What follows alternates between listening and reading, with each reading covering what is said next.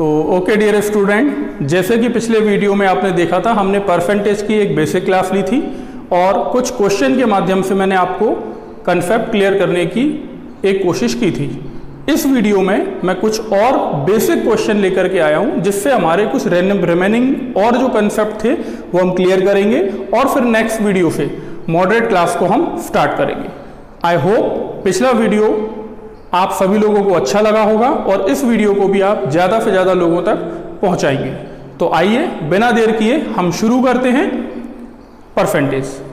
इसमें हमारा आज का जो पहला क्वेश्चन है वो है, एक व्यक्ति अपनी मासिक आय का 12% बचत करता है और उसका जो मासिक खर्च है वो 19,360 है, तो उसकी कुल आय बताइए।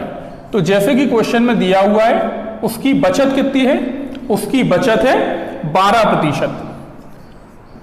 मैंने आपको पिछले वीडियो में कंसेप्ट बताया था कि हर लाइन का मतलब होता है।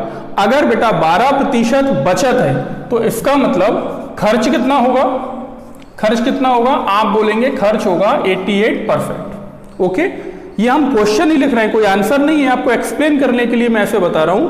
अगर बचत 12% है, इसका मतलब है खर्च है 88%। लेकिन उसने जो हमें खर्च दिया है वो कितना दिया है? 19,360। उसने हमें खर्च दिया है 19,360।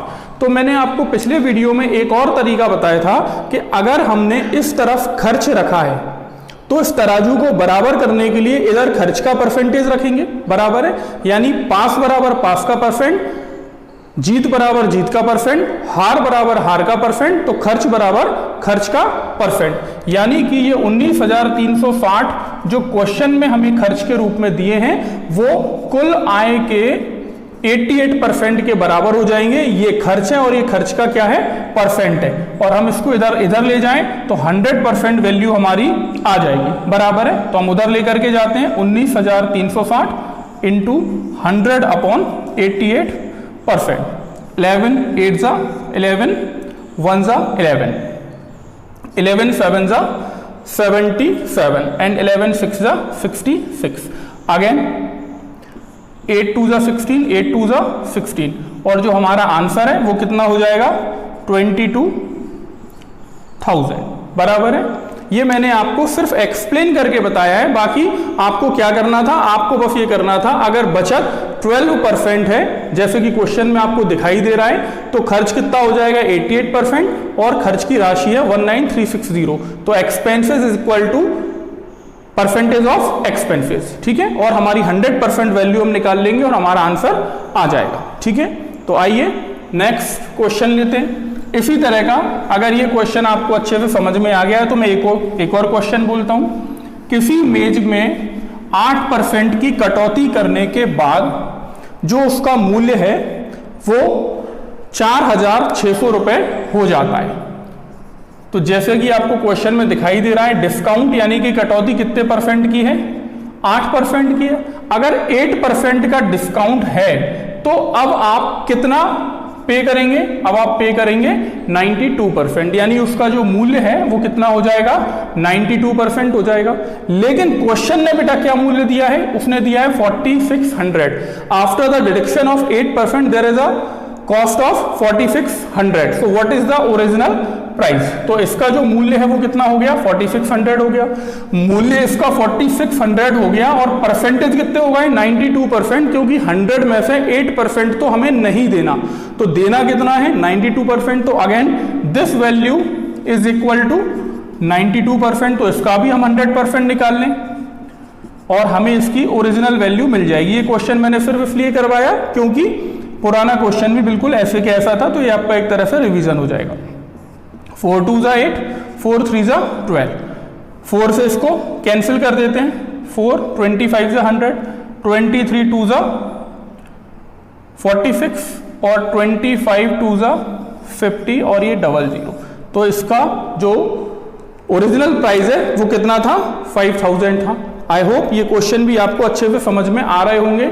मैंने आपको पिछले वीडियो में भी बोला था कि ये हमारी बिल्कुल बेसिक क्लास चल रही है। उन स्टूडेंट्स को ध्यान में रखते हुए ये क्लास है जिनको अभी बेसिक भी नहीं आता है। बाकी जिन स्टूडेंट को ऐसा लगता है कि नहीं हमें थोड़े और अच्छे लेवल के क्वेश्चन करवाए जाएं, तो वो बस इसके बाद वाले वीडियो का वेट करें, ठीक है। चलिए, तो अगला क्वेश्चन हम लेते हैं। अब हम इस तरह के क्वेश्चन करने जा रहे हैं जिसमें आगे आपको वृद्धि मिलेगी और पीछे क्या होगी, कमी होगी। फॉर एग्जाम्पल, ए की आय बी की आय से 25% ज्यादा है, तो बी की आय ए की आय से कितने प्रतिशत कम होगी, ठीक है। इस तरह के क्वेश्चन। तो पहले एक कंसेप्ट मैं आपको बता रहा हूं, आप देखिए, अगर ए जो है वो बी से 25% ज्यादा है, अगर ए बी से 25% ज्यादा है, इसका मतलब यह है अगर बी 100 है तो ए जो है 100 तो होगा ही होगा, लेकिन 25% ज्यादा है तो कितना है, 125% है। 100 तो अगर बी है तो 100 तो ये भी है, लेकिन ए इससे 25 ज्यादा है, मतलब अगर ये 100 है तो ये कितना हो गया, ये हो गया 125, बराबर है, ठीक है। अब वो ये पूछ रहा है, तो बताइए बी ए से कितना परसेंट कम है। ए अगर बी से 25% ज्यादा है तो बी ए से कितना परसेंट कम है। यहां पे कई बच्चे कंफ्यूज हो जाते हैं कि अगर ए बी से 25% ज्यादा है तो बी भी ए से 25% कम होगा, ऐसा नहीं है। अगर हम रुपए में बात करते, ए बी से 25 रुपए ज्यादा है तो बी ए से 25 रुपए कम होता, लेकिन उसने परसेंटेज में पूछा है। क्या पूछा है, परसेंटेज में। और लास्ट वीडियो में मैंने आपको बहुत अच्छे से बताया कि परसेंट निकालने के लिए क्या करना है, जिसका परसेंट निकालना है ऊपर, जिस में से परसेंट निकालना है नीचे, और इंटू 100। तो यहां पर उसने पूछा है, क्वेश्चन अगर मैं आपको बताऊं तो उसने पूछा है ए की आय बी की आय से अगर 25% ज्यादा है तो बी की आय ए की आय से कितने प्रतिशत कम है, यानी कमी का परसेंटेज पूछा है। तो यहां पर बी ए से कितना कम है, 25 कम है, तो इसका परसेंटेज पूछा है। तो 25 अगर कम है तो कम काय में है, 25 जो है वो 125 में कम हो रहा है, तब 100 मिल रहा है। तो 25 125 में कम है, ठीक है। तो परसेंट में ले जाने के लिए हम क्या करते हैं, इंटू 100 करते हैं, यानी कि हम बोल सकते हैं दोनों का डिफरेंस अपॉन बड़ी वैल्यू इंटू 100, 25 5 जा एंड 5 20 जा। तो आंसर क्या आ जाएगा, 20% आ जाएगा। मैं इसे और अच्छे से और एक दो तरीके से और बताता हूं, पहले आप दोबारा से इस बात को समझिए, ये पूरे परसेंट में आपको बहुत ज्यादा सपोर्ट करने वाला है, ठीक है। तो देखिए, मैंने ये बोला ए की आय बी की आय से 25% ज्यादा है, तो बी की आय ए की आय से कितने परसेंट कम है, यानी कि हमें बताना है बी ए से कितने परसेंट कम है, यानी कमी का परसेंट। तो आप ध्यान कीजिए, पिछले वीडियो में मैंने आपको यह भी बताया था, अगर आपको कमी का परसेंट निकालना है तो हम यूज करेंगे दोनों का डिफरेंस अपॉन बड़ी वैल्यू इंटू 100। अगर हमें वृद्धि का परसेंट निकालना है, इंक्रीमेंट निकालना है, तो दोनों का डिफरेंस अपॉन छोटी वैल्यू इंटू 100, ठीक है। तो ये तो मैंने बाय कंसेप्ट बताया। एक और मैं अभी तरीके से आपको बताता हूं, उसने हमें बोला कि ए की आय बी की आय से 25% ज्यादा है। अगर ए की आय बी की आय से 25% ज्यादा है तो बी की आय ए की आय से कितने परसेंट कम है। तो अगर ये 100 है तो ये क्या हुआ था, 125 हुआ था। हम यहीं पर इसको रेशियो बना लेते हैं, 25 4 जा 100, 25 5 जा 125, यानी कि ये 4 से क्या हुआ 5, लेकिन अब हमें क्या करना है, 5 से क्या करना है 4, कमी मतलब दोनों का डिफरेंस अपॉन बड़ी वैल्यू इनटू 100। तो हम ये फ्रैक्शन से भी इस तरह से बोल सकते थे कि 20%, ठीक है। अब मैं आपको एक और बहुत अच्छा तरीका बता रहा हूं जो आपको बस दिमाग में रखना है और आपका देखते से यहां पर आंसर आएगा। आपको करना है, यदि ए की आय बी की आय से 25% ज्यादा है तो बी की आय ए की आय से कितने प्रतिशत कम है। तो आपको यहां पर ध्यान देना है, इस तरह के क्वेश्चन में आपको क्या मिलेगा, आगे वृद्धि पीछे कमी, या आगे कमी पीछे वृद्धि। तो 1% वाला कोई भी ऐसा क्वेश्चन जिसमें आगे वृद्धि है और पीछे कमी है, या आगे कमी है पीछे वृद्धि है, ठीक है, तो उसमें आपको हमेशा यूज करना है 100 into % अपॉन 100 प्लस %। जैसे कि अभी था ए की आय बी की आय से 25% ज्यादा है, तो बस हमें करना है 100 into 25, बी की आय ए की आय से कितने प्रतिशत कम है। पहली लाइन में अगर ज्यादा है तो नीचे प्लस यूज होगा, अगर पहली लाइन में कमी है तो नीचे माइनस यूज होगा। तो पहली लाइन में क्या था, इंक्रीमेंट था, तो नीचे 100 प्लस 25 क्या हो जाएगा 125, और हमारा आंसर क्या हो जाएगा 20%। अब मैं जल्दी जल्दी से कुछ और क्वेश्चन आपको करवा रहा हूं, ठीक है। अगला क्वेश्चन है,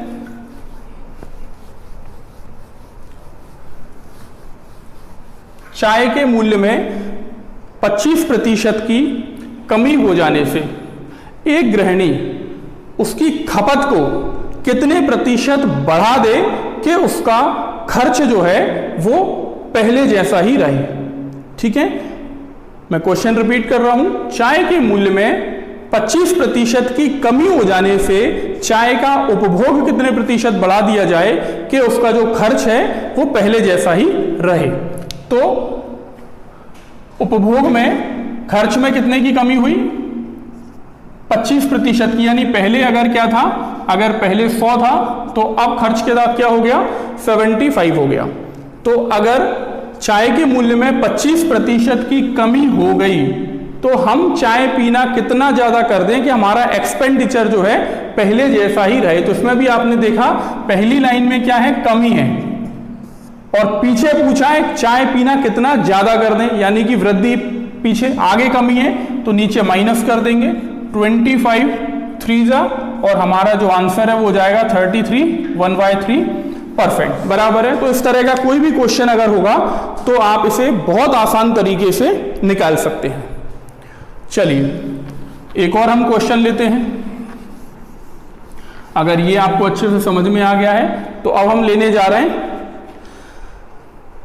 फेल पास वाले क्वेश्चन को। तो पहला क्वेश्चन है, एक लड़का है सनी, ये क्वेश्चन नंबर 4 है। सनी एक लड़का है, उसे परीक्षा में पास होने के लिए 36% अंक चाहिए, पर वह केवल 24% अंक लाता है और 9 अंकों से अनुत्तीर्ण यानी कि फेल हो जाता है। परीक्षा के अधिकतम अंक बताइए।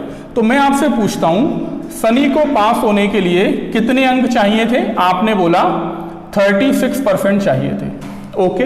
पर वो लेकर के कितने आया? तो आपने बोला कि सर वो लेकर के आया, वो कितने लाया 24% लाया, ठीक है। तो क्वेश्चन ये बोल रहा है कि वो 9 नंबर से फेल हुआ। अगर वो 9 नंबर से फेल हुआ तो इस तराजू को बराबर करने के लिए फेल का परसेंटेज यहां रखेंगे, बराबर है, और क्वेश्चन सॉल्व हो जाएगा।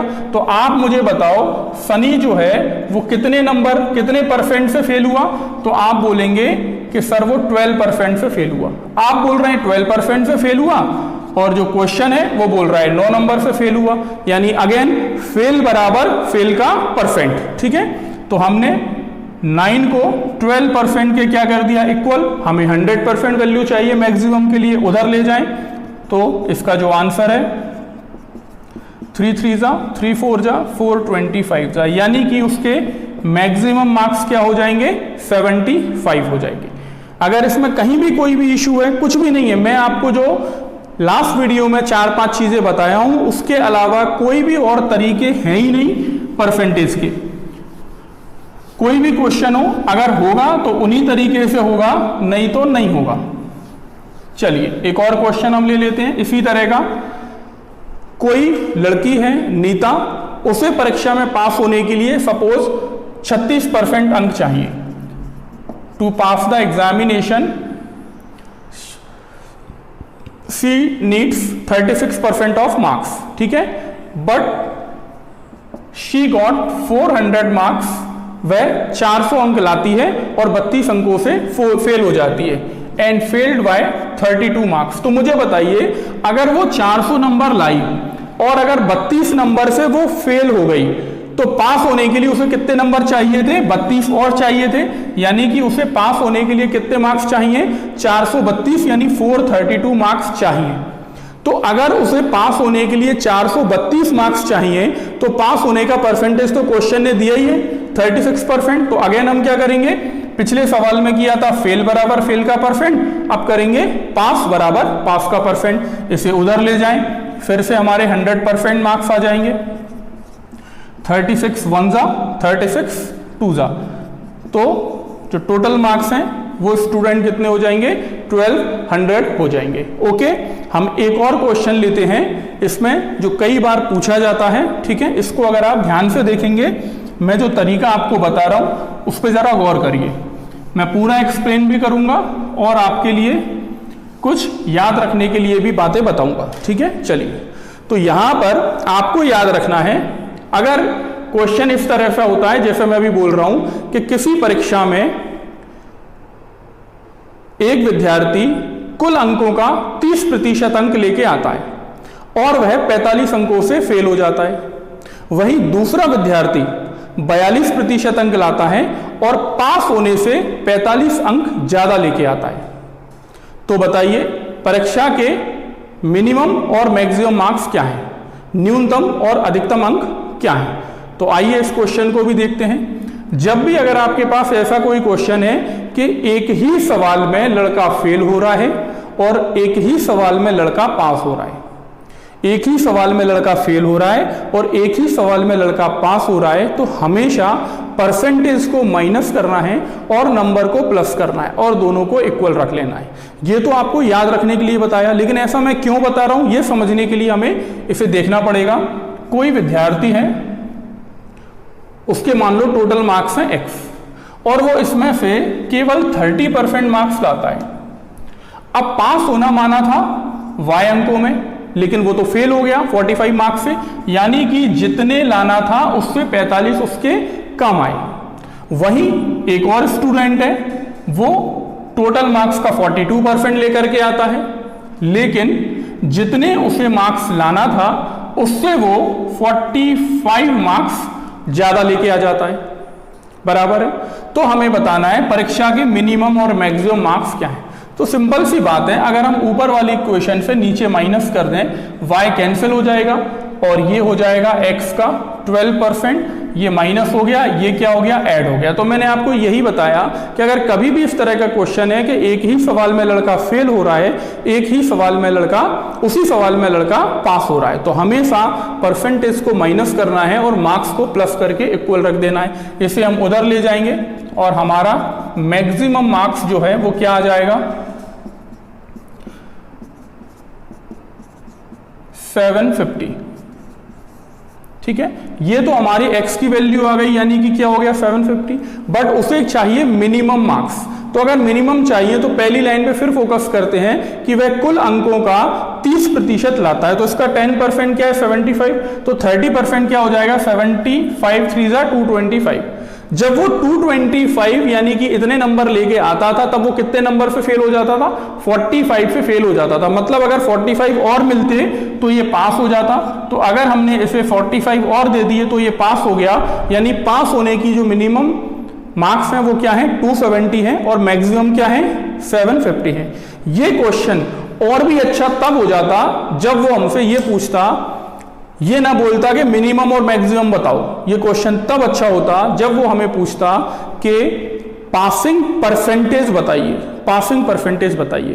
तो अगर पासिंग परसेंटेज बताइए तो हम पासिंग मार्क्स को रखेंगे ऊपर, टोटल मार्क्स को रखेंगे नीचे और मल्टीप्लाई बाय 100 करेंगे, यानी अल्टीमेटली हमें मिनिमम और मैक्सिमम तो निकालना ही होता।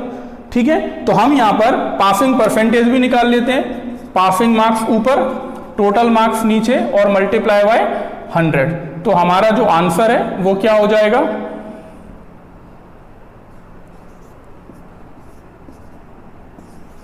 %36। यानी कि अगर हम बोलते हैं कि मैक्सिमम मार्क्स क्या है तो 750, मिनिमम मार्क्स क्या है तो 270 और मिनिमम पासिंग परसेंटेज क्या है तो हम बोलेंगे 36%। ओके, तो ये फेल पास के कुछ क्वेश्चन का कंसेप्ट मैंने आपको बताया। आई होप आपको ये सब कुछ बहुत अच्छे से समझ में आ रहा होगा। अगर किसी स्टूडेंट को कोई कमी लग रही है तो वो कमेंट कर सकता है और कोशिश करें कि वीडियो को पहले बार बार रिमाइंड करके देखें। अगर आपका मन अच्छे से पढ़ने का है तो ऐसा हो ही नहीं सकता कि आपको ये सारी चीजें समझ में ना आए। ठीक है स्टूडेंट, चलिए, तो ये अभी हमने जो क्वेश्चन देखे वो फेल पास के थे।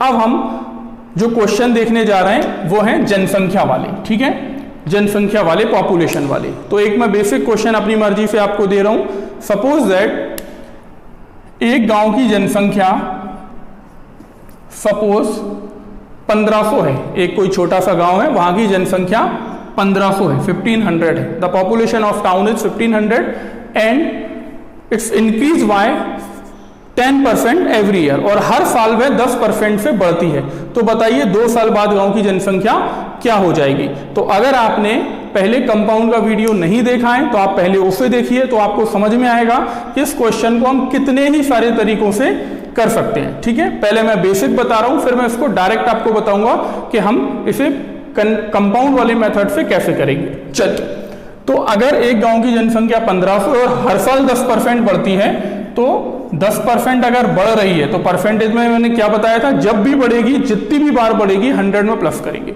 यानी कि 110%। 2 बार बढ़ रही है तो 2 बार हमने 110% का इस्तेमाल कर लिया, बराबर है।